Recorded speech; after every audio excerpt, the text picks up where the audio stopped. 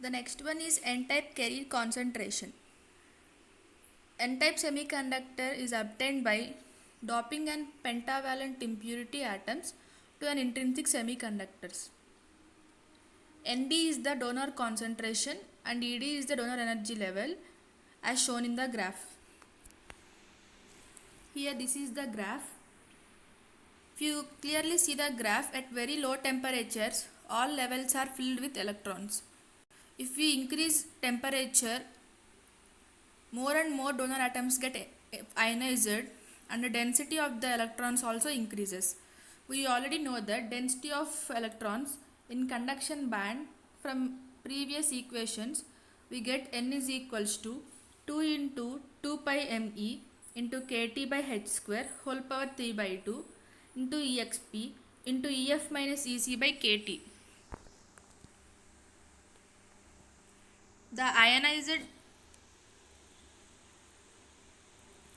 The density of ionized donors must also be equals to density of electrons. For that, we take here Nd is called density of donors. Then Nd into 1 minus f of Ed is equals to 2 into 2 pi me kt by h square whole power 3 by 2 into exp into ef minus ec by kt. Here we already know that 1 minus f of Ed value is exp into Ed minus ef by kt. We substitute this value in this equation. And also by applying log on both equations, we get log E Nd is equals into plus Ed minus ef by kt is equals to log to the base e 2 into 2 pi me into kt by h square whole power 3 by 2 plus ef minus ec by kt. On further substitution, we get 2 ef minus ec minus ed is equals to kt into log e into nd by 2 into 2 pi me kt by h square whole power 3 by 2. By this is consider this as equation number 2. If you consider temperature as 0 Kelvin and substitute that value at T, this value will becomes, this full value becomes 0. Then the remaining is Fermi energy is equals to Ec plus Ed by 2. Consider this as equation number 3. Substitute the value of Ef, that means equation 3, in equation 2 we get n is equals to 2 into 2 pi me into kt by h square whole power 3 by 2 into exp into ef minus ec by kt. Equation, if you see this clearly, this is equation number 1. So from this we got equation number 1. Then we get Ne is equals to 2 into 2 pi me by h square into kt into whole power 3 by 2 into exp Ed plus ec by 2. This is Fermi energy level value plus kt by 2 log to the base e nd by 2 into 2 pi me kt by h square whole power 3 by 2 minus ec by kt. By substitution, these are all further substitutions. At last we get Ne value is Ne is equals to 2 nd whole power 1 by 2 into 2 pi me into kt by h square whole power 3 by 4 exp into ed minus ec by 2 kt.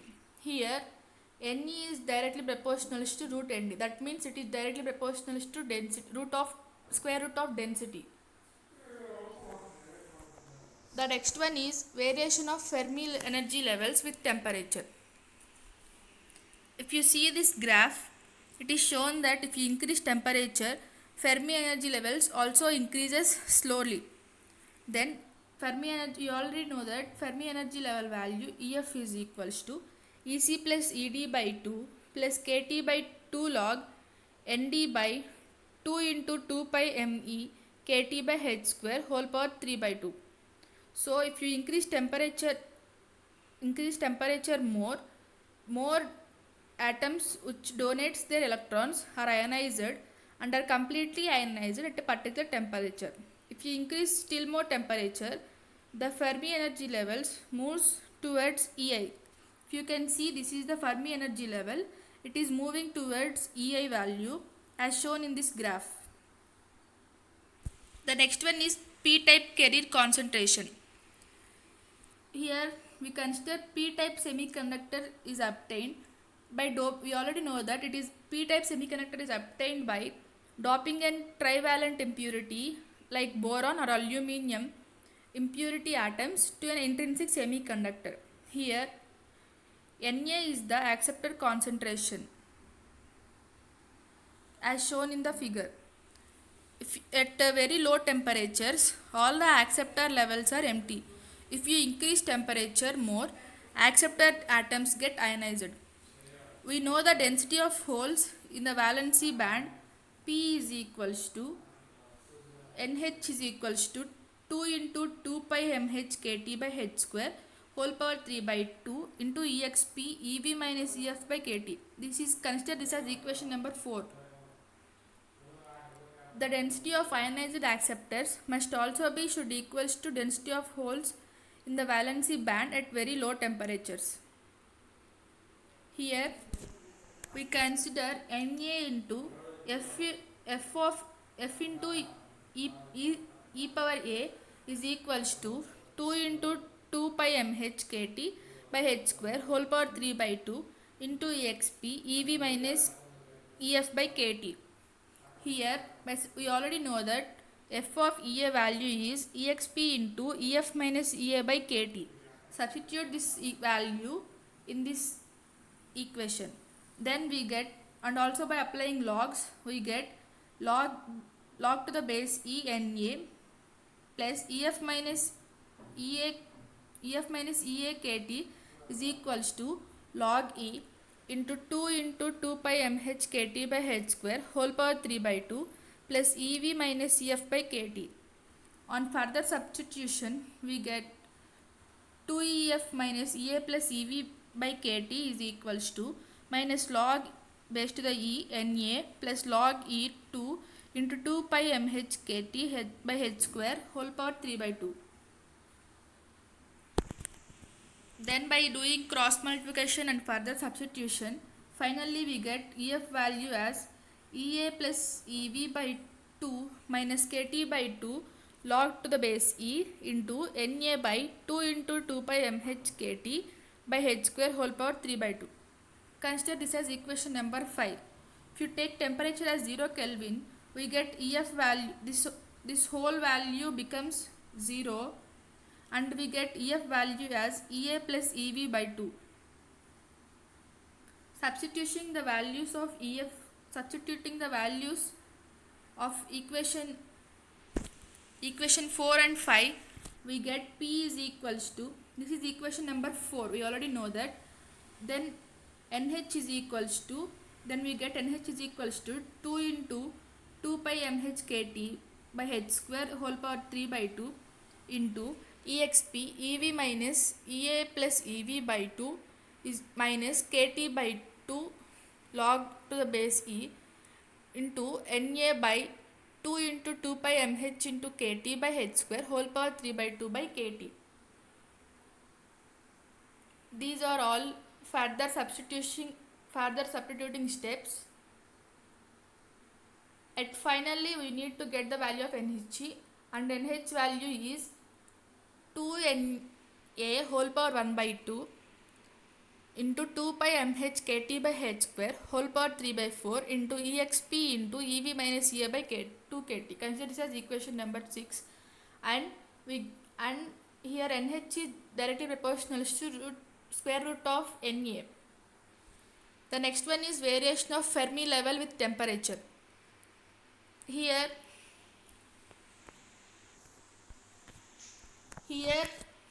the variation of Fermi level with temperature is shown in this graph. If we increase temperature, Fermi level decreases slightly. If we increase still more temperature, the acceptor atoms are ionized and are completely ionized at a particular temperature. If we go on increasing temperatures, the Fermi level moves towards EI. Before graph we saw that Fermi level is moving towards down towards EI. Here it is moving upwards towards EI.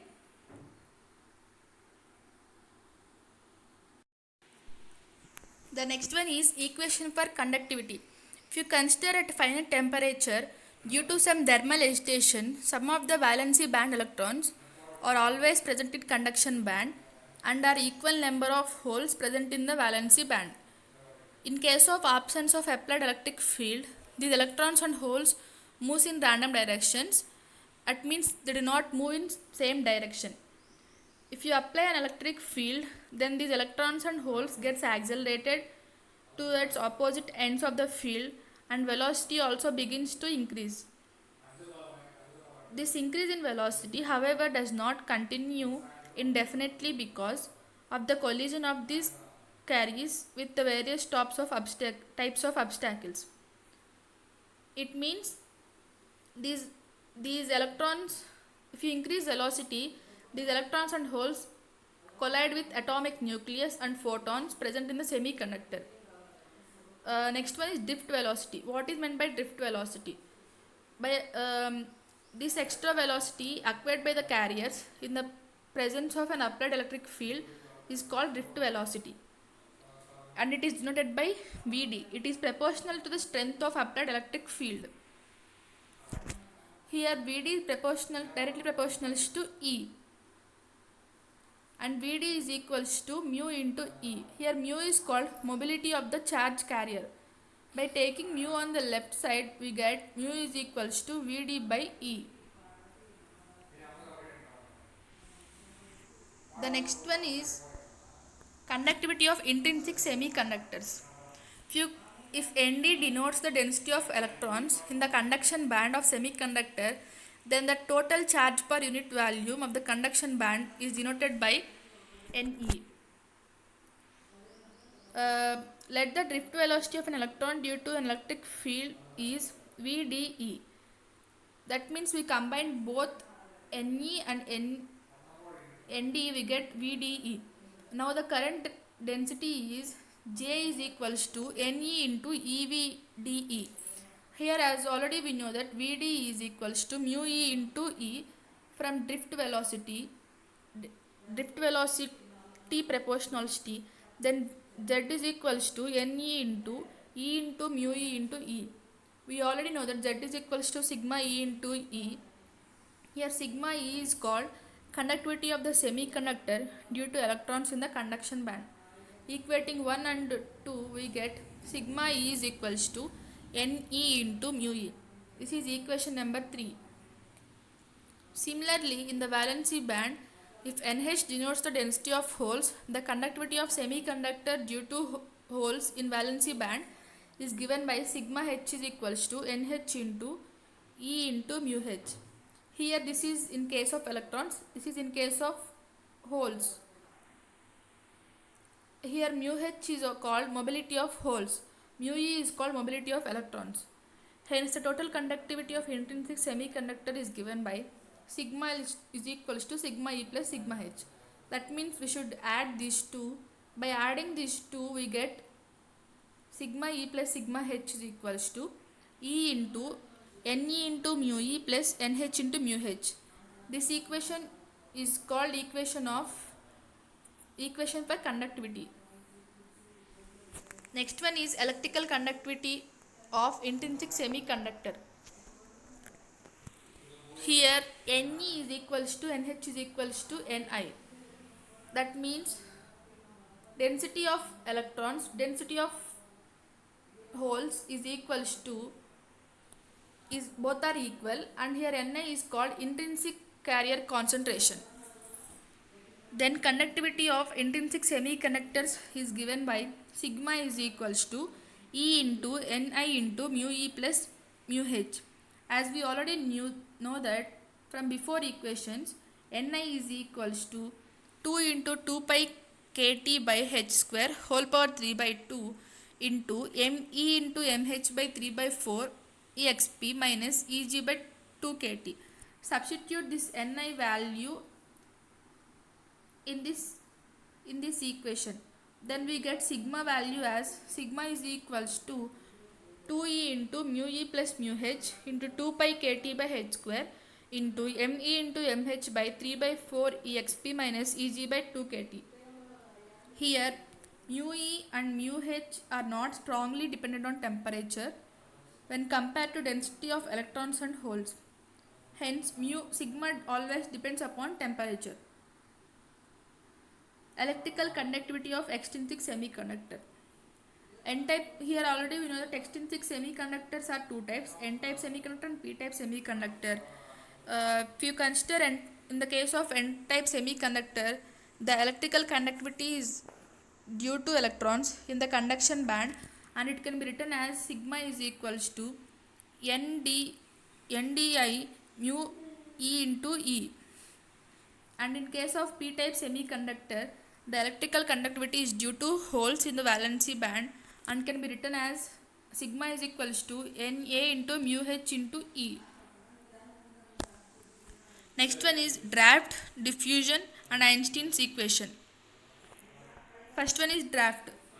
If you consider a semiconductor with electrons and holes, and if you apply, this is the semiconductor with some electrons and holes inside it, and if we apply a potential difference as shown, then the definition will becomes the motion of charge carries under the influence of electric field. This is known as draft. Here I denotes the direction of electricity. Then I becomes V by R. As we already know that R value is rho L by A. By substituting, then we get I is equals to sigma E into A. On further substitution, we get I by A is equals to sigma E. We already know that I by A is called J.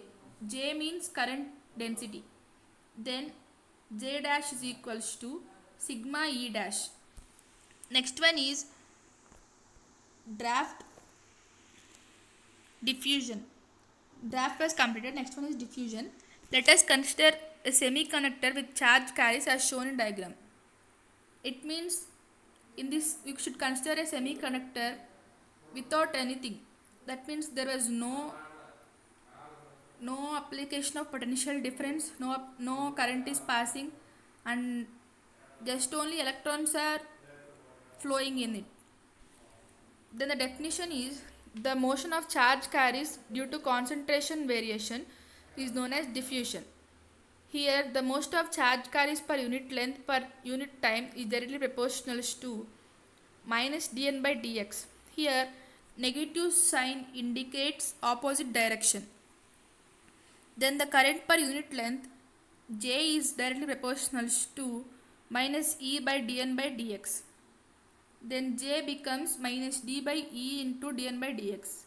D into E into dN by dx. Here D is constant. If you consider in particular direction, Zx becomes sigma E into x. Then Zx becomes N E into mu E plus P E into mu H into Ex. Same way, if you see in the case of diffusion, for holes Zp becomes minus dP into E by dP by dx. As current direction is opposite to flow of electrons, we take Zn is equals to dN into E by dN by dx. Hence the total current density due to drift, diffusion in semiconductors is given by J total is equals to Zx plus Zn plus Zp. We know that Zx value is this and Zn value is this, and Zp value we already derived before equations. Then the Z total becomes Ne into mu E plus Pe into mu H into E power Ex plus Dn into E into dN by dx minus dP into E into dP by dx. The next topic is Einstein's relation. The relation between D and mu is called Einstein's relation. We know D is equals to kT by E into mu. Here here D means diffusion coefficient, K means Boltzmann constant, T means temperature in Kelvin, E is change of electron, and mu is mobility. On bringing mu to the left side, we get d by mu is equals to kT by E, which is equals to Vt. Here Vt is called volt equivalent temperature. Then d by mu is equals to d by P by mu n, that is equals to d by n by mu E is equals to kT by E is equals to V by Vt. The next one, the most important next one is Hall effect. Hall effect was first discovered by E.H. Hall in 1879. According to this effect, if a magnetic field is applied perpendicular to a current carrying conductor, a potential difference is developed between the points and opposite side of the conductor. This effect gives information about the sign of charged carriers in electric conductor. If you see in this diagram, this is the current carrying conductor, and then perpendicular magnetic field is applied to a current carrying conductor, and also potential difference is developed here in opposite direction of to the conductor. Here this is the direction of the conductor, this is the direction of potential difference. Then from this diagram, magnetic deflecting force M is equals to E into Vd into B. Hall electric deflecting force is denoted by E into small e into capital EH. As the net force on the charge carriers becomes 0, then small e into Vd into B is equals to small e into capital EH, or EH is equals to minus Vd into B. Here negative sign indicates that the potential difference and the current carrying conductors are in opposite direction. Writing in terms of magnitude only, we can say that EH is equals to minus Vd by B. We know that the drift velocity Vd is related to current density J by the relation Vd is equals to J by Ne. Here then we can write EH is equals to 1 by Ne into Jb. If VH be the Hall voltage in equilibrium, then EH becomes VH by D. Here D is called width of the bar. Then the ratio of Hall electric field EH to the product of current density J and magnetic induction B is known as Hall coefficient. This is denoted by RH. So RH is equals to EH by JB, that is equals to 1 by JB value 1 by Ne. If the Hall coefficient is negative, the Hall coefficient is said to be negative when the charge carriers are electrons, and positive when charge carriers are holes. Applications of Hall effect. Hall effect gives us information about the sign of charge carriers in electric conductor. It is also used to find that most of metals have negatively charged electrons. Hall effect is quite helpful in understanding the electrical conduction in metals and semiconductors.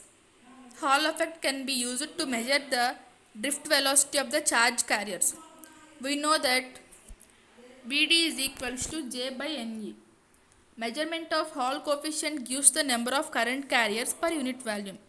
If N be the number of charge carriers per unit volume and A be the face area of plate, then I is equals to Ne into A into Vd. Also, we know that Vd is equals to EH by B. I is equals to Ne into A into EH by B. Here, let B be the breadth and D be the width of face area of conductor. Then A is equals to B into D. So, I is equals to, we substitute A value here in I, then I is equals to Ne into Bd into H by B.